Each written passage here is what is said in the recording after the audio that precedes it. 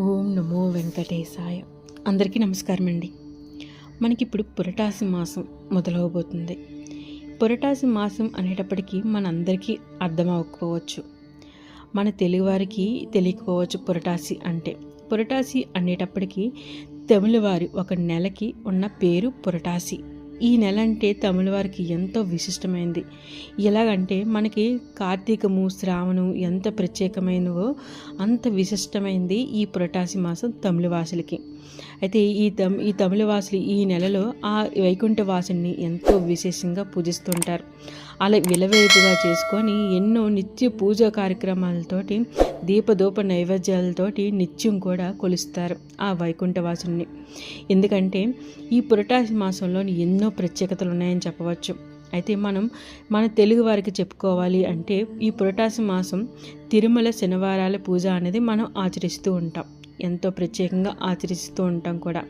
అయితే ఈ తిరుమల శనివారాలకి ఎందుకు అంత ప్రత్యేకత అనే విషయంకి వస్తే, కలియుగంలోని మనం పడే కష్టాల నుండి రక్షించడం కోసం ఆ వైకుంఠాన్ని వదిలి ఈ ఏడుకొండలపై వెలిసిన రోజుగా పురటాసి మాసంలోని వచ్చిన శనివారాలు కాబట్టి దీనికి అంత ప్రత్యేకత అని చెప్తుంటారు.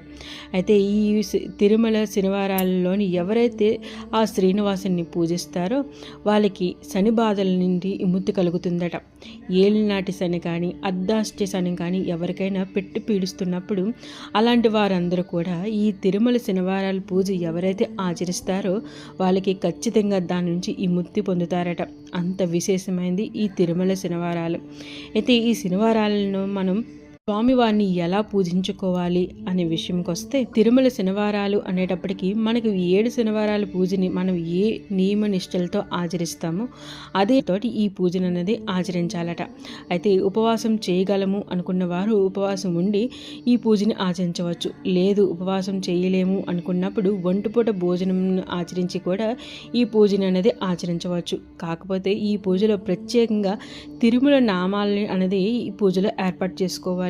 ఏదో ఒక రూపంలో మనం స్వామివారికి పిండి దీపాలంటే ప్రీతి అని చెప్తుంటాం కదా. అలాంటి ఆ పిండి దీపాలకు తిరుమల నామాలని అనేది అలంకరించి ఈ దీపారాధన అనేది మనం చేసి స్వామివారికి తులసి దళంతో అష్టోత్తర సహస్రనామాలు అర్చించినట్లయితే ఎంతో విశేషమైన ఫలితాలు మనకు దక్కుతుంటాయి.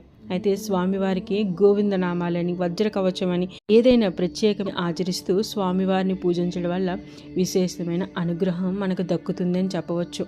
అయితే ఈ తిరుమల శనివారాల్లోని ఈ నెల మనకి సెప్టెంబర్ నెలలోని మొదలవుతుంటాయి. అయితే ఈ సెప్టెంబర్ నెలలో ఎప్పుడు మొదలవుతుంది, ఎప్పటి వరకు ముగుస్తుంది అనే విషయంకి వస్తే, ఈ సెప్టెంబర్ నెలలోని 2024లో 17వ తారీఖు నుంచి మొదలయ్యి మళ్ళీ అక్టోబర్ 17వ తారీఖు వరకు అనేది ముగుస్తుందట. అయితే మనకు తిరుమల శనివారాలు అనేది 4 వస్తున్నాయి. అయితే ఈ 4 శనివారాల్లోని మనం 2 శనివారాలైనా ఎంతో ప్రత్యేకంగా స్వామివారిని పూజించుకోవడం వల్ల తప్పనిసరిగా మన కష్టాలన్నీ కూడా తొలగుతాయని నమ్ముతూ ఉంటారు. అయితే స్వామివారిని ఎవరైతే పూజిస్తారో వాళ్ళకి శని బాధల నుండి విముక్తి కలుగుతుందని కూడా ప్రత్యేకంగా ఈ మాసంలో చెప్తుంటారు. అయితే ఈ పురటాసి మాసం ఇంకొక ప్రత్యేకత కూడా నెలకొంటుంది. అయితే మన తిరుమల వాసుడికి ఆ ఏడుకొండలపై బ్రహ్మోత్సవాలు నిర్వహిస్తూ ఉంటారు. అయితే బ్రహ్మోత్సవాలు నిర్వహించే ఈ నెలలోనే ఎందుకు నిర్వహిస్తారు అనే విషయంకి వస్తే, మనం వైకుంఠ వాసుడు ఇక్కడ వెలిసినప్పుడు తొలిసారిగా ఆ బ్రహ్మదేవుడే దిగివచ్చి ఆ శ్రీనివాసునికి తొలిగా బ్రహ్మ ఉత్సవాలను జరిపించాడట. అందుకోసమని బ్రహ్మ పేరుతోటి బ్రహ్మ ఉత్సవాలు అని నామకరణంతో పిలుస్తూ ఉంటారు. ఈ బ్రహ్మోత్సవాలు కూడా ఎంతో ఘనంగా జరిపిస్తూ ఉంటారు. కాబట్టి ఇది అంత ప్రత్యేకమైన మాసం అని కూడా అంటుంటారు ఈ పురటాసి మాసాన్ని. అదేవిధంగా మనకి ఈ పురటాసి మాసం కొన్ని ప్రత్యేక రోజులు కూడా ఏర్పడుతూ ఉంటాయి. మనకి దేవీ నవరాత్రులు అలాగే మహాపక్షాలు కూడా మొదలవుతూ ఉంటాయి. మహాపక్షాల్లో మన పితృదేవతలకు తర్పణాలు వదిలి వాళ్ళ అనుగ్రహం పొందడానికి అనుగుణమైన నెల కూడా ఈ పితృమాసము అని కూడా చెప్తుంటారు.